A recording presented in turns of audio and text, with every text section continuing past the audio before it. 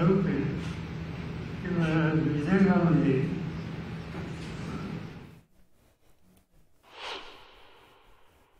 शरद पवार यांची पत्रकार परिषद सध्या सुरू आहे। आताच्या क्षणाची एक महत्त्वाची बातमी आणि ती राष्ट्रवादी काँग्रेसच्या गोटातली दिल्लीहून आलेली अपात्रतेवर 2 महिन्यात निर्णय घ्या या संदर्भात कोर्टाने तशा सूचना दिल्या आहेत। विधानसभा अध्यक्षांच्या कामकाजावर त्यांनी नाराजी व्यक्त केली आहे सरन्यायाधीशांनी, अशी देखील माहिती सध्या आपल्याला कळते। उपमुख्यमंत्री अजित पवार यांच्यासोबत गेलेल्या आमदारांवर कारवाईचं हे सगळं प्रकरण होतं। अधिक माहिती घेणार आहोत प्रशांत लीला रामदास, आमचे प्रतिनिधी आता आपल्या सोबत आहेत। प्रशांत, काय घडतंय सुप्रीम कोर्टात? सरन्यायाधीश नेमकं काय काय म्हणालेत?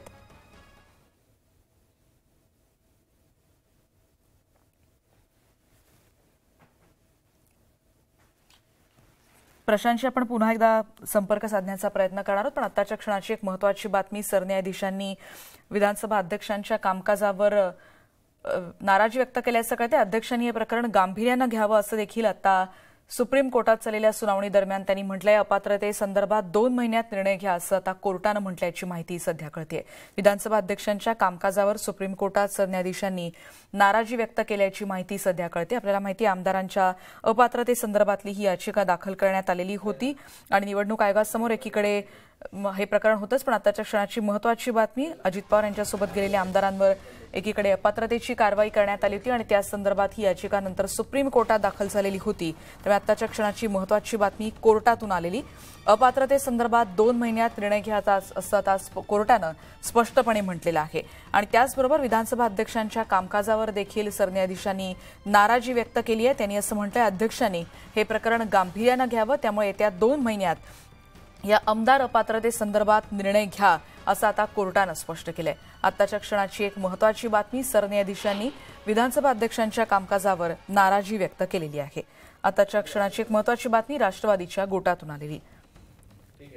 दोन्ही याचिकांवर एकत्रित सुनावणी घेण्याचा निर्णय काही दिवसांपूर्वी सुप्रीम कोर्टानं घेतला होता आणि त्यानंतर ही एकत्रित सुनावणी आज म्हणजे शुक्रवारी आता सुरू झालेली आहे। पण आता जी घडतंय त्याच्यातली एक महत्त्वाची बातमी ती म्हणजे अपात्रतेच्या संदर्भातला निर्णय हा 2 महिन्यात घ्या असं आता कोर्टानं स्पष्ट केलेलं आहे। विधानसभा अध्यक्षांच्या कामकाजावर एकीकडे कोर्टानं नाराजी व्यक्त केलेली आहे, एकीकडे निवडणूक आयोगात राष्ट्रवादी काँग्रेस पक्ष कोणाचा यावर लढाई सुरू होतीच, पण त्याच दरम्यान सुप्रीम कोर्टात ही याचिका गेलेली होती आणि त्यावर आता सुनावणी सध्या सुरू आहे। पुन्हा एकदा जाऊयात प्रशांतकडे। प्रशांत, माझा आवाज येत असेल तर सरन्यायाधीशांनी कशा पद्धतीने आपली नाराजी व्यक्त केली आहे?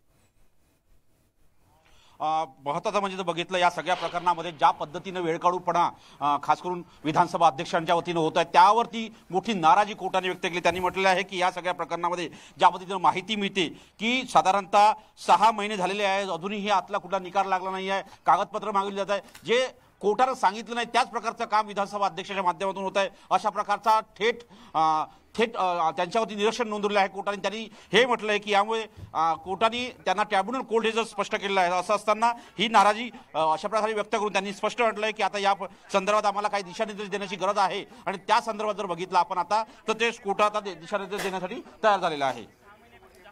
जसं प्रशांत आपल्याला सांगतात, विधानसभा अध्यक्षांच्या कामकाजावर एकीकडे सरन्यायाधीशांनी नाराजी व्यक्त केली आणि त्यामुळे येणारे 2 महिने हे आमदार अपात्रतेसंदर्भातले महत्त्वाचे असणार आहेत, कारण या संदर्भात अध्यक्षांनी आता 2 महिन्यात निर्णय घ्यावा आणि त्यांनी हे प्रकरण गांभीर्यानं घ्यावं असं देखील आता सरन्यायाधीशांनी म्हटलेलं आहे।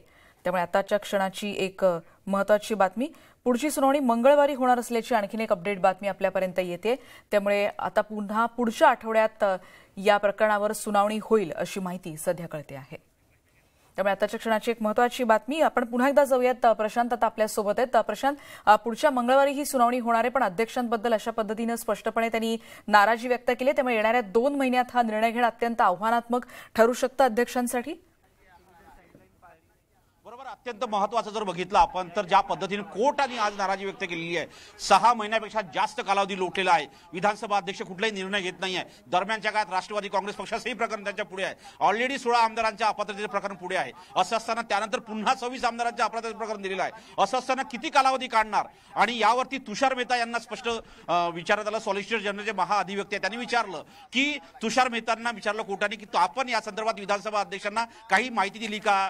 जर दिली नसेल तर केव्हापर्यंत माहिती देता, आणि याचा अर्थ असा होतो म्हणे की सॉलिसिटर जनरल यांनी योग्य पद्धतीने माहिती दिली नाही असा प्रकारचा ठपका कोर्टाने ठेवला. याचाच अर्थ असा होतो की या संपूर्ण प्रकरणामध्ये विधानसभा अध्यक्षांची जी प्रक्रिया आहे आणि जे आरोप करत होते ठाकरे गटाच्या वतीनं किंवा शरद पवार गटाच्या वतीनं, त्या सगळ्या याच्यामध्ये हे आरोप जवळपास निश्चित म्हणजे योग्य ठरताना दिसतात. त्याचमुळे कोर्टाने आता म्हटलंय आता तुम्ही सोमवारपर्यंत या संदर्भात विधानसभा अध्यक्षांना सर्व ती माहिती द्यावी आणि त्यानंतर मंगळवारी सुनावणी होणार आहे. प्रशांत, सुनावणी जरी मंगळवारी होणार असली, एकतर विधानसभा अध्यक्ष राहुल नार्वेकर यांच्या कामकाजावर आता कोर्टानंच नाराजी व्यक्त केली आहे. मात्र त्याआधी ठाकरे गटाकडून असेल किंवा राष्ट्रवादीकडून असेल अनेक प्रश्नचिन्ह उपस्थित केले जात होते की विधानसभा अध्यक्ष या सुनावणीसाठी किंवा या निकालासाठी टाळाटाळ करतायत, वेळ काहूपणा करतायत. मात्र आता कोर्टानंच अशा पद्धतीनं आपला निर्णय देणं किंवा कोर्टानं विधानसभा अध्यक्षांवर नाराजी व्यक्त करणं, याविषयी महाराष्ट्रातल्या राजकारणाकडे पाहता काय सांगशील? बरोबर आहे. महाराष्ट्राचं ज्या पद्धतीचं राजकारण त्यामध्ये जर बघितलं तर कपिल सिब्बल यांचा युक्तिवाद अतिशय योग्य होता. त्यांनी कोर्टाने त्याला मान्यता देखील दिली. त्यांनी म्हटलं की राहुल नार्वेकर दिरंगाई करताय हा आरोप जवळपास सिद्ध होताना आपल्याला पाहायला मिळतंय. आणि त्यांनी ज्या पद्धतीने यामध्ये सगळा युक्तिवाद केला त्यात अनेक महत्त्वाचे मुद्दे त्यांनी मांडलेले आहेत. आणि त्यांनी म्हटलं की या सगळ्या प्रकरणात कुठेतरी जे कागदपत्र मागवणे, जे वेळापत्रक दिलं आहे ते वेळापत्रक योग्य पद्धतीचं नाही आहे आणि वेळापत्रक देताना ज्या पद्धतीने माहिती कोर्टाने गेल्या वेळी विचारली होती त्या पद्धतीची माहिती नाही आहे. त्यामुळे अशा सगळ्या प्रकरणामध्ये कुठेतरी महत्त्वाचं म्हणजे जर बघितलं या सगळ्या प्रकरणात हा एक मोठा धक्का असं म्हणावं लागेल, खास करून एकनाथ शिंदे गटाला झालेला आहे. एकनाथ शिंदे गटाला बसलेला आहे असं म्हणावं लागेल. आणि त्याचमुळे हे अत्यंत महत्त्वाचं आहे की आता मंगळवारी सुनावणी होताना कोर्टाची कशी भूमिका राहते आणि कोर्ट कशा पद्धतीने यांना सुनावतं हे देखील पाहणं आणि त्यातून काय निर्णय येतो हे देखील पाहणं अतिशय महत्त्वाचं ठरणार आहे म्हणाले. निश्चित. त्यामुळे मंगळवारचा दिवस सुद्धा या संपूर्ण घटनेसाठी महत्त्वपूर्ण दिवस ठरणार आहे. अपात्रतेवर 2 महिन्यात निर्णय घ्यायला सांगितलेला आहे. त्यामुळे 2 महिन्यातली जी एक कामकाजाची पद्धत असेल किंवा कामकाज असेल अध्यक्षांचं ते कशा पद्धतीनं केलं जाईल, कारण ऑलरेडी इतके दिवस होऊन गेलेत आणि याची सुनावणी होत नाहीये. त्यामुळे आता या 2 महिन्यांमध्ये कशा पद्धतीनं कामकाज केलं जाईल? बरोबर. जर बघितलं तर 2 महिन्यामध्ये जर वेळापत्रक कोर्टाने ठरवून दिलं की त्यांना म्हटलं की कोर्टाने मंगळवारी समजा आदेश दिला की आपण 2 महिन्यात निर्णय घ्यावा, हे सगळे ऑब्झर्वेशन होते. आज जे सगळे मांडण्यात आले ते सगळे ऑब्झर्वेशन होते आणि या ऑब्झर्वेशनच्या दरम्यान जर कोर्टाने म्हटले की आदेश देताना आज जर जो मुख्य आदेश आला त्यात जर त्यांनी म्हटले की 2 महिन्यामध्ये या संपूर्ण प्रकरणाचा निकाल लागावा, याचा अर्थ असा होईल की या सगळ्या प्रकरणामध्ये विधानसभा अध्यक्षाच्या दिरांगेवरती ठपका ठेवण्यात आलेला आहे. आणि ठपका ठेवल्यानंतर त्यांना आता निश्चितपणे विधानसभा अध्यक्ष हे ट्रिब्युनल कोर्ट आहे. ट्रिब्युनल कोर्ट असल्यामुळे ते सुप्रीम कोर्टाच्या आदेशाला ओव्हरलूट करत नाहीये. सुप्रीम कोर्टाने जो आदेश दिला त्याच्या पलीकडे जाऊ शकत नाहीये. सुप्रीम कोर्टाने यापूर्वीच 21 जून रोजी ज्या पद्धतीने आदेश दिला होता त्या आदेशामध्ये या सगळ्या गोष्टींचा उल्लेख आहे. तरी असताना या पद्धतीने का कारवाई केली झाली असा ठपका ठेवत राहुल नार्वेकर यांना खास करून विधानसभा अध्यक्षांना या संदर्भात सोमवारपर्यंत सर्व ते कागदपत्र द्यायचे आहे आणि त्यानंतर निश्चितपणे या सगळ्या संदर्भात निर्णय घेण्याची आवश्यकता असणार आहे आणि त्याच्या आधारावरती निर्णय होईल. आणि त्यानंतर मंगळवारी या सुनावणी होते त्यामध्ये काय सांगितलं जातं हे देखील पाहणं अतिशय महत्त्वाचं ठरणार आहे. अगदी बरोबर आहे प्रशांत. मात्र आहे ना, आजच्या या सुनावणीमध्ये सुप्रीम कोर्टाकडून आणखी एक महत्त्वपूर्ण वाक्य आलेलं आहे. जर विधानसभा अध्यक्ष याविषयीची सुनावणी घेऊ शकत नाहीत किंवा याविषयीचं कामकाज जे आहे, निकाल जो आहे तो जर ते देऊ शकत नाहीत तर कडक शब्दात सुप्रीम कोर्टानं त्यांच्यावर ताशेरे ओढलेले आहेत. मात्र यासंबंधी राहुल नार्वेकर यांच्याविषयी अशा पद्धतीचं वक्तव्य सुप्रीम कोर्टाकडनं येणं याचा अर्थ काय?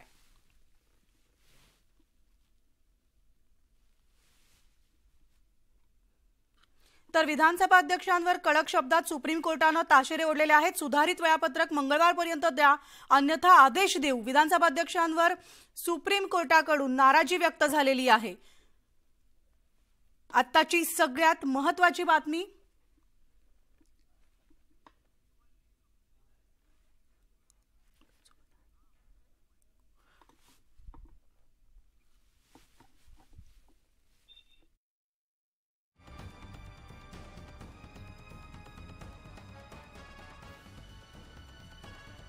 तर आपल्यासोबत आता फोनवरनं जोडले गेलेले आहेत विशेष सरकारी वकील उज्ज्वल निकमजी. उज्ज्वल निकमजी, न्यूज 18 लोकमत मध्ये आपलं स्वागत. आणि महाराष्ट्रासाठी सगळ्यात महत्त्वाची बातमी ती म्हणजे सुप्रीम कोर्टानं विधानसभा अध्यक्षांवर कडक शब्दात ताशेरे ओढलेले आहेत. विधानसभा अध्यक्षांचं वेळापत्रक सुप्रीम कोर्टाला अमान्य असल्याचं त्यांनी सांगितलंय.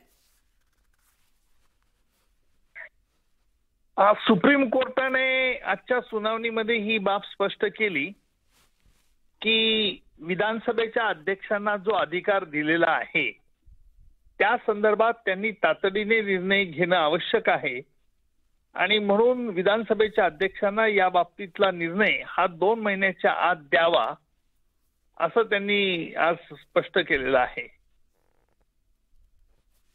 सर, मात्र जो निर्णय खरं तर विधानसभा अध्यक्ष राहुल नार्वेकर यांच्याकडनं येणं अपेक्षित होतं आणि त्याला एवढे दिवस लागले, मात्र तो निर्णय आलेला नाही.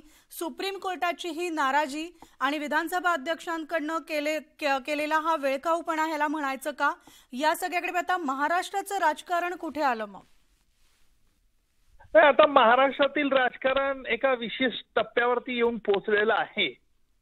कारण ज्या वेळेला सर्वोच्च न्यायालयाने विशिष्ट मुदत घालून दिली याचाच अर्थ की सर्वोच्च न्यायालयाला ही बाब पूर्णपणे माहिती आहे की या विधानसभेची मुदत साधारणतः 1 वर्ष आहे आणि विधानसभेच्या अध्यक्षांना निर्णय घेतल्यानंतर त्या संबंधित व्यक्तींना अपील करण्याचा अधिकार आहे आणि म्हणून न्यायालयाच्याच कक्षेत हा प्रश्न टोलवीत ठेवायचा का, हा प्रश्न कदाचित सर्वोच्च न्यायालयाच्या विचाराचा नसावा. अगदी सर, मी तुम्हाला थोडं थांबवते सर. आपण ही चर्चा पुढे चालू ठेवणार आहोत. तिकडनं काही प्रतिक्रिया आलेल्या आहेत त्यावर एक आपण नजर टाकूया. फंक्शन करायला पाहिजे. एवढं चिडलेले सरन्यायाधीश मी एवढ्यात बघितलेले नाहीयेत कधी आणि ते खूपच चिडले होते. दोन्ही वकिलांमध्ये पण खडाजंगी झाली, तुषार मेहता आणि कपिल सिब्बलांमध्ये. नंतर चीफ जस्टिस असं म्हणले की तुम्ही दोघं कॉफी प्या आणि मुकुल रोहतगी जे दादांसाठी अपियर झाले त्यांना पण वाटत होतं की सुनावणी लांबवावी. तर सरन्यायाधीश त्यांना म्हणले तुम्हाला का वाटतंय की सुनावणी लांबवावी? तुम्ही जर डिस्क्वालिफिकेशन फाईल केलंय तर त्यांनी पण तुमच्या विरुद्ध केलंय, तर तुम्हाला निकाल लवकर द्यायला पाहिजे. सुप्रीम कोर्टाचं हेच म्हणणं आहे, निकाल कोणाच्याही बाजूनी द्या, त्याच्यात आमचं हे नाही, हस्तक्षेप नाही आम्ही करू शकत, पण निकाल लवकर द्या.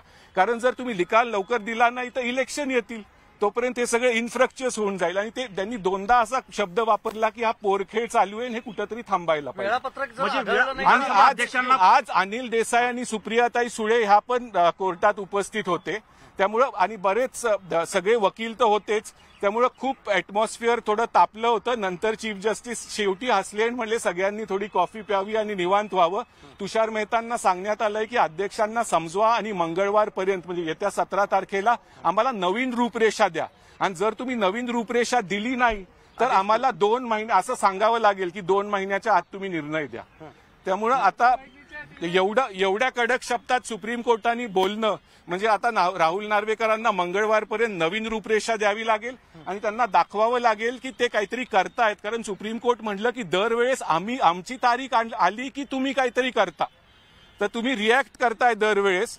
आता तुम्ही काहीतरी करा, लवकर करा आणि एवढा वेळ लागायची गरज नाहीये. आणि त्यांनी असंही सांगितलंय की तुम्ही ह्याच्यात स्पीकर म्हणून नाही पण एक ट्रायब्युनल म्हणून फंक्शन करताय. स्पीकर म्हणून तुम्ही कुठे फंक्शन करता? हाऊसमध्ये. हे हाऊस जरी हाऊसचा विषय हाऊसचा बाहेर आहे, त्यामुळे आता तुम्ही स्पीकरचं इम्युनिटी 212चा क्लॉज घेऊ शकत नाही. तुम्ही लवकर डिसिजन घ्या. तर आता त्यांचे वकील राहुल नार्वेकरांना समजवतीलच. आणि आज मला वाटतं राहुल नार्वेकर दिल्लीत आहेत, तर आजच त्यांची ज्या पद्धतीने तुषार मेहतांना सल्ला द्यायला हवा विधानसभा अध्यक्षांना, सल्ल्याची गरज आहे असं वाटतं. सल्ल्याची गरज असं सरन्यायाधीश म्हणले. जर विधानसभा अध्यक्षांना एवढी छोटी गोष्ट समजत नसली तर त्यांनी सल्ला तुषार मेहतांनी, महाराष्ट्राचे अॅडव्होकेट जनरल मिस्टर सराफ आहेत, त्यांनी अध्यक्षांबरोबर बसावं आणि त्यांना समजवावं की हे प्रकरण काय आहे. आणि ते म्हणले जर आमची 11 मेची जजमेंटच आता पूर्ण हे होऊन जाईल जर तुम्ही पुढे काय केलं नाही. त्यामुळे आता मला वाटतं तुम्ही सुप्रियाताई आणि अनिल देसाईंशी बोला. अच्छा, सुनावणी काय होईल साधारणतः? जसं त्यांनी म्हटलं 6 महिन्यामध्ये तुम्ही पोरखेळ केला, 6 महिने काय सुरू आहे?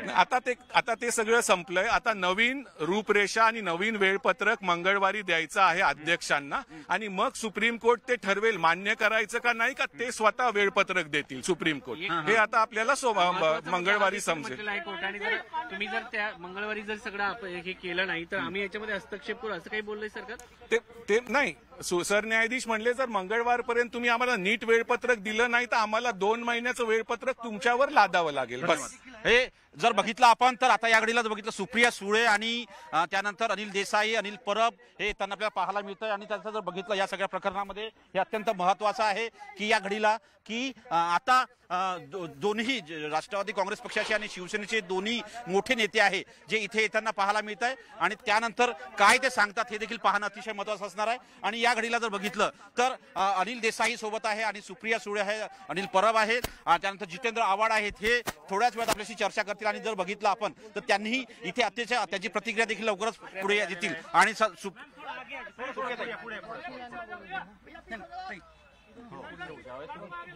या ताई थोडं समोर या, ताई थोडं समोर या,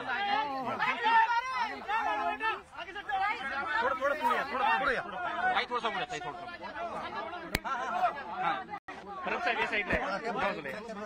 मराठी बाईट होगा, 1 मिनिट रुको सर. काय नेमकं मंगळवारपर्यंत विधानसभा अध्यक्षांच्या वेळापत्रकावर कोर्टानं फुली मारलेली आहे.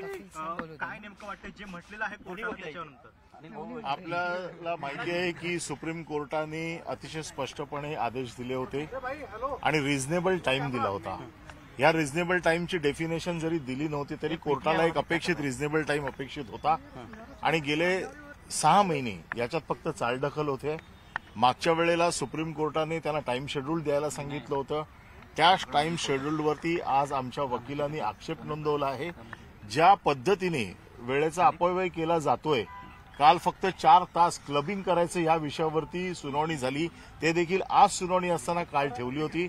म्हणजे याचा अर्थ जाणून बुजून हे प्रकरण विलंब होतोय हे आज कोर्टाच्या निदर्शनास आमच्या वकिलांनी आणून दिलंय.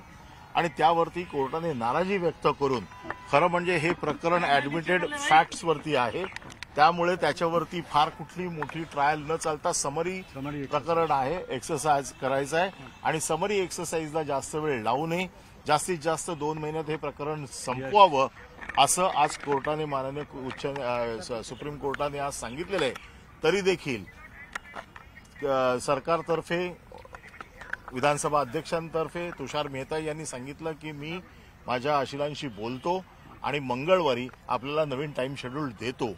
परंतु ह्या सगळ्या गोष्टीमध्ये जो विलंब चाललेला आहे याच्यावरती कोर्टाची नाराजी आज स्पष्ट दिसत होती. कोर्टाने जे काही मुद्दे समोर आणले त्यावरनं हे स्पष्ट दिसत होतं की विधानसभा अध्यक्ष ज्या पद्धतीने विलंब लावतायत या प्रकरणाला हे कोर्टाला मंजूर नाही असं आज एकंदर सल्ल्याची गरज आहे. शब्दामध्ये आज सुप्रीम कोर्ट बोललं, त्याच्यानंतर असं वाटतं की 2 महिन्यामध्ये आमदार अपात्रतेचा अंतिम निकाल लागेल. आम्ही याच्या बाबतीमधला निर्णय मंगळवारी अपेक्षित करतो. हा निर्णय कोर्ट घेईलच. पण आज जे काही मुद्दे आमच्या वतीने मांडले गेले ते हेच मांडले गेले की जी घटनेमधलं 10वं शेड्यूल ज्याच्या रक्षणासाठी गेले कित्येक दिवस ही लढाई चालू आहे, हे जर अशाच पद्धतीने चाललं राहील तर 10 शेड्यूल पायदळी तुडवलं जाईल. आणि ते पायदळी तुडवलं जाऊ नये अशी जर इच्छा असेल या देशातल्या लोकांची तर सुप्रीम कोर्टाने याच्यात हस्तक्षेप करून वेळेवरती हे प्रकरण संपवलं पाहिजे. कारण महाराष्ट्रात जो काय राजकीय गोंधळ झालेला आहे आणि हे जे काय बेकायदेशीर सरकार निर्णय घेते याला कुठेतरी लगाम घालायचा असेल तर या प्रकरणाचा निर्णय लवकरात लवकर लागला पाहिजे. तो किती महिन्यात लागला पाहिजे हे मंगळवारी कोर्ट नक्की करेल. राष्ट्रवादीच्या प्रकरणामध्ये सुद्धा वेळापत्रक द्यावं लागणार आहे. मी एक तर हे मॅटर सबज्युडिस आहे, त्याच्यामुळे फार काय त्याच्यावर बोलणं योग्य राहणार नाही. परब साहेबांनी सविस्तर त्याच्याबद्दल माहिती दिलेली आहे. आणि शिवसेनेचा मॅटर आणि राष्ट्रवादी काँग्रेसचा मॅटर हा क्लब केलेला आहे. त्याच्यामुळे आमचा विश्वास आहे की माननीय सुप्रीम कोर्ट ही शिवसेना आणि राष्ट्रवादी काँग्रेस पक्षाला न्याय देईल. तुम्ही पहिल्यांदाच कोर्टामध्ये आला होतात, या राजकीय लढाईमुळे तुम्हाला सुप्रीम कोर्टामध्ये यावं लागलं? मी आयुष्यात पहिल्यांदाच कोर्टाची पायरी चढली. पवार कुटुंबातल्या वादामुळे पवार कुटुंबातल्या वादामुळे तुम्हाला कोर्टाची पायरी चढावं लागलं.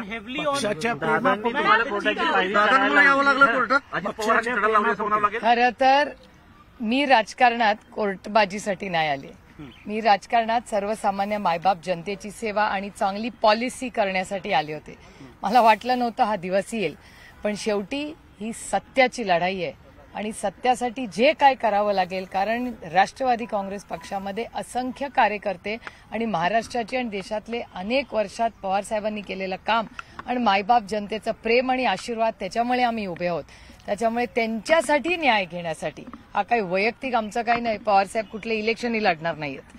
त्याच्यामुळे हा विषय नैतिकतेचा आहे आणि ही लढाई नैतिकतेची आहे आणि सत्य आणि असत्याच्या विरोधातली ही लढाई आहे. दोन्ही प्रकरणामध्ये काही साम्य आहेत, तर निकाल जो आहे तो अपात्रतेबाबत एकत्रित येईल शिवसेना आणि राष्ट्रवादीचा. मला असं वाटतं हे आता मंगळवारीच आपल्याला नक्की काय ते कळेल.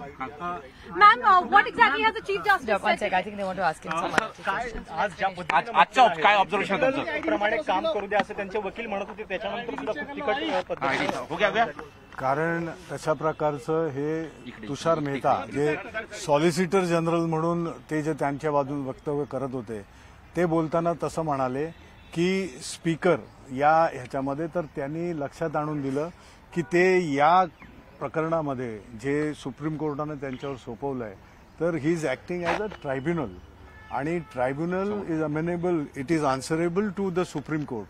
त्यामुळे सुप्रीम कोर्टाने दिलेली ही जबाबदारी अध्यक्षांनी एक ट्रायब्युनल म्हणून ती वेळेत पार पाडावी.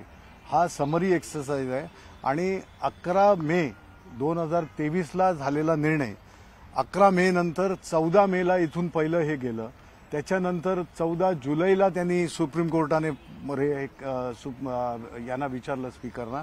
23 सप्टेंबरला एक ऑर्डर सुद्धा दिली कधी तुम्ही हे करताय आणि त्यानंतर एवढा अवधी जो गेलेला आहे या अवधीमध्ये त्यांना समरी एक्सरसाइज करण्याचं किंवा जे कारणं पुढे केली जात आहेत ती कारणं मान्य करण्याचं हे कुठचंही हे दिसत नव्हतं आणि माननीय सर्वोच्च न्यायालयाने आणि सरन्यायाधीशांनी त्या बाबतीमध्ये फार असे जे शेरे मारलेले आहेत त्या शेऱ्यांवरून असं हे सरळ दिसतंय आणि ह्याचं लाईव्ह स्ट्रीमिंग होतं. त्यामुळे हे जे ध्वनिक्षेपण होत आहे त्या ह्याच्यामधनं लोक बघतायत, महाराष्ट्रातली काय, मुंबईतली काय आणि देशातली सगळ्यांना या बाबतीमध्ये न्याय अपेक्षित आहे.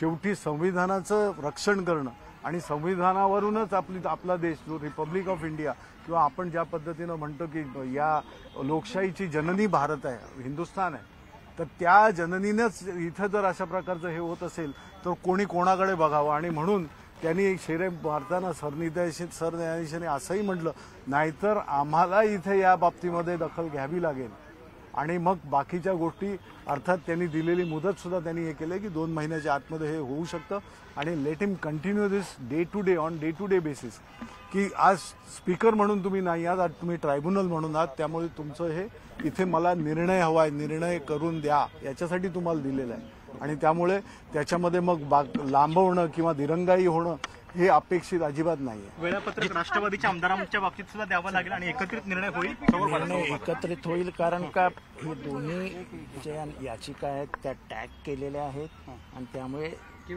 ते जे काही टाइम टेबल द्यायचंय ते एकत्रित द्यायचंय. मला आनंद या गोष्टीचा आहे की आज सुरुवातीपासून कोर्ट हे जरा थोडंसं आश्चर्यचकित व थोडंसं नाराज दिसत होतं.